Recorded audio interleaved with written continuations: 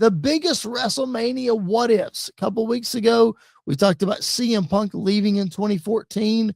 We've also talked about Stone Cold Steve Austin turning heel in 2001.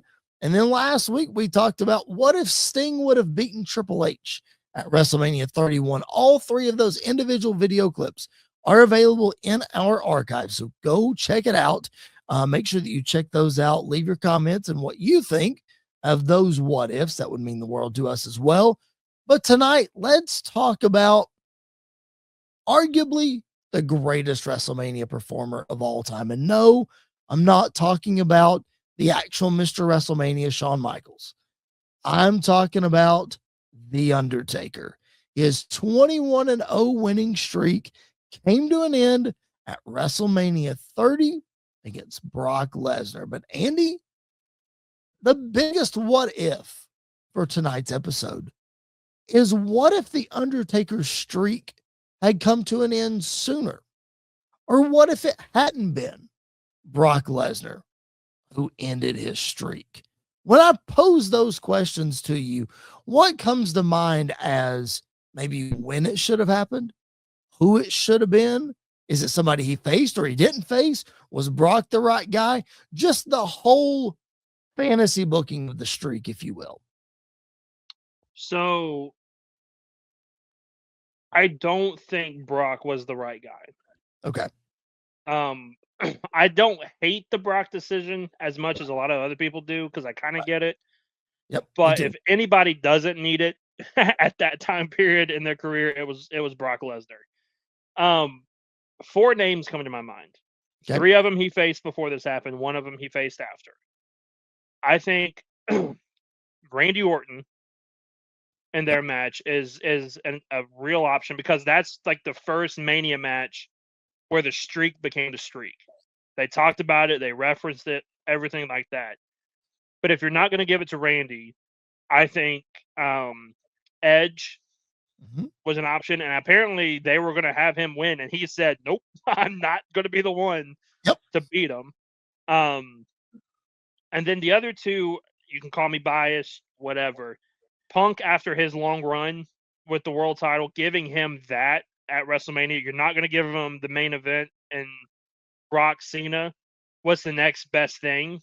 Not just being in a match with Taker, but being the one to beat him, I think would have really elevated his career, and I think probably would have kept him around going into WrestleMania 30 and beyond.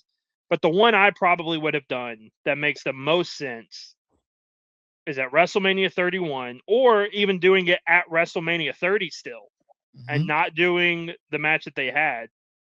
Bray Wyatt being the new face of fear and the passing of the torch. I mean, could you imagine the elevation that the Wyatt family would have gotten if he was the one to beat Taker?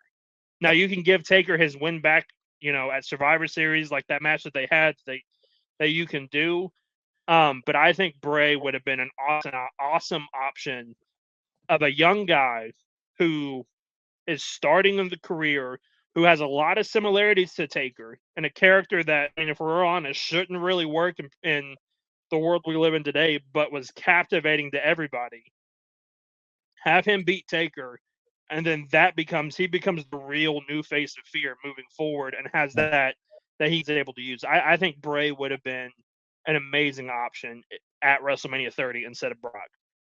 I think Bray is a great option. I really do. And I wasn't watching as closely as you were during Bray's huge run and when he debuted and, all this, that, and the other, the run that really built Bray Wyatt. Yeah.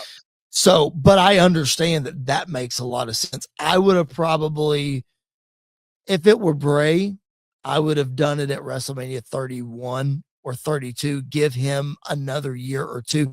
I understand that he's probably never been as hot as he was at WrestleMania 30. So from a momentum perspective, I get it there, but I probably would have put a little more stock in him before doing it.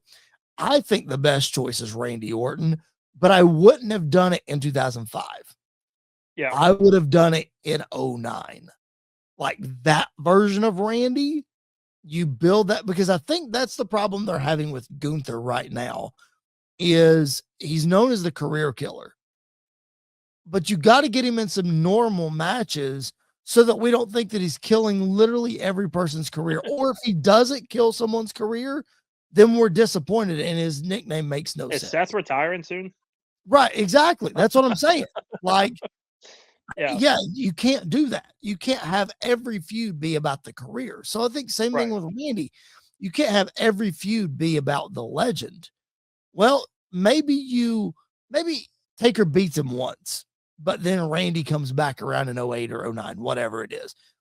I think that would have been the best choice to beat him. I'll give you one more. If we could have kept the streak intact long enough, I think it's hard for me to say the tribal chief version of Roman Reigns wouldn't have been a great guy Yeah, to beat the Undertaker. Not the yeah, one we got at 33, the yeah, tribal chief version yeah. of Roman Reigns actually beating the Undertaker. Those are my three best options of guys that he faced. And I know I'm going to put you on the spot right here. Can you think of a guy or multiple guys that Undertaker did not face at a WrestleMania match that would have been good candidates to beat the Undertaker's streak? And bonus points if you can pinpoint a year in which it would have worked that this could have happened. I mean, Jericho is always an option. I like that. And I don't really think there's a bad time to do it. I think you could have done probably anywhere between. See, when was his feud with Shawn? Oh, wait. Anywhere between 08 and 2010, I think is Yep. probably like the sweet spot for Jericho Yep. Agreed. to come in and to do that. Um I mean, if we're really fantasy booking here, we're really throwing things at the wall. WrestleMania 31 against the Icon Sting. Yep. That's a real possibility. Yep. Other than those two, And then like Taker could get his win back at 32. yeah, And yeah, it's and okay. I other than those two, like I mean, if we're talking like modern day, if we were able to Yeah. pick from there, I think Seth could have done it at some point. Mhm. Um, I think if you build him up the right way, I think an Aleister Black would be really compelling. I think Gunther is another guy that, you know, if Taker had this long run and we were going through the career killer, well, the ultimate career to kill would Yep. have been Taker's. Um, and another one we talked about, like he wrestled him. I think Batista, like a Batista could have Yeah. been one of them as well. What about Drew McIntyre? That's an easy Yeah, one. Drew could have been one. I think Drew would have been a really, really good option. Um, I'm just trying to rack my brain around like guys. Kevin Owens is another one. They're like Yeah. the guy you don't think could do it and then gets the big win. Yep. Um, There's not too many guys, honestly, that he didn't face at a yeah, WrestleMania that where the streak was a significant thing. Like you could say Austin or Rock or whatever, but right. those guys didn't need it, and we all knew that. No, Kurt Angle, Kurt Angle didn't need it, that kind of thing. yeah. I mean, Mark Henry. John Cena, Yeah, you could throw Cena could that. have been Yeah, interesting. yes. I mean, if you do it the right way, maybe like a Daniel Bryan as a heel. Yeah, Like if we got the 20, what was that, 19. 19 Daniel Bryan, I think he could have been a good option. Braun Strowman, Yeah, maybe, but I yeah. think that's more like a Giant Gonzalez thing than than Yes. we want to really look at. We don't want to look too deep into that one. Um, I don't know. Like there's guys that I think you could have done it with. I think here's There's an only a interesting handful of guys that deserved it or needed it, I think. I think an interesting story to tell, and nobody really goes down this rabbit hole. We don't have to spend too much time on this one either. But I think Kane would have been a really good option. Yeah. The story that they told, like I know a lot of people are going to look at that and be like, Undertaker was far better than Kane. Why would you give Kane the win over the Undertaker? Those guys are best friends.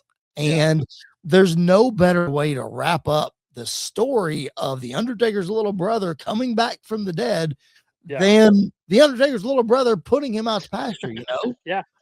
Yeah. That sort of begs the question for me, Andy, and we'll end this segment on this. We're fantasy booking the end of the streak. I ask you two questions here. Should the streak have ever ended? And if the streak did have to end at some point, which it did, should the Undertaker have wrestled past the end of the streak?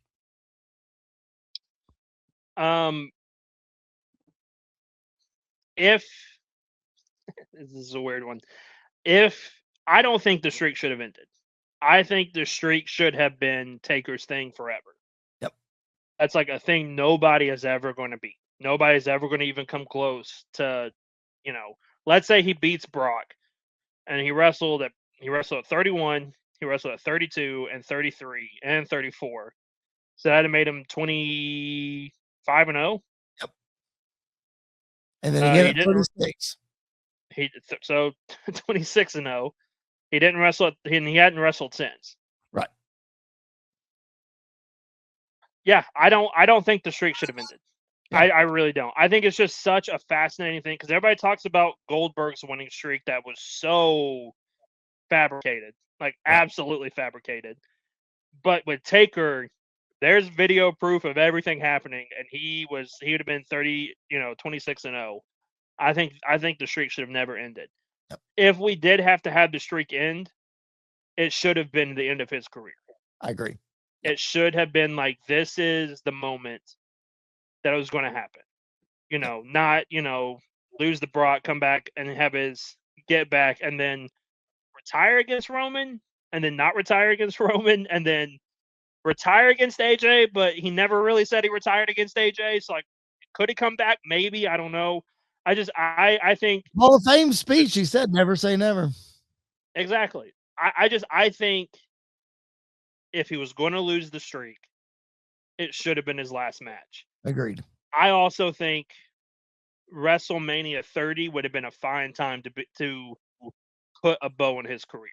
Agreed. Now, totally. I'm not going to sit here and tell a wrestler when to hang up their boots because if we look at guys like Edge and AJ and Cena even. Cena's retiring and we're going, yeah, but you seem like you got a little bit more left in the tank. Like you can go a little bit more.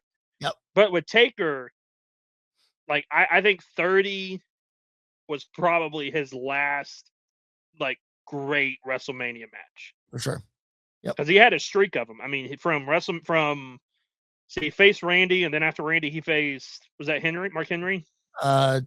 Yes. And then 23 was Batista. So from Batista to Brock, I mean, he did not miss every single WrestleMania. Yep. He did not miss. I think 30 should have been the swan song for him. Yep. I completely agree on both. I would say the streak should have never ended, but if it had to end, that should have been the absolute end of his career. And I understand him wanting to come back afterwards because you don't want to go out on a match that you don't remember because you got concussed and you don't remember anything about that day. You also shouldn't end the legendary streak of the greatest WrestleMania performer of all time on a whim decision a couple hours before the actual match. Yep. Because according to The Undertaker and Michelle McCool, the finish was changed hours before, not days before. It's almost like turning a wrestler heel with no story to tell afterwards. Well, they had the biggest show of the year. They had a story. People just didn't show up.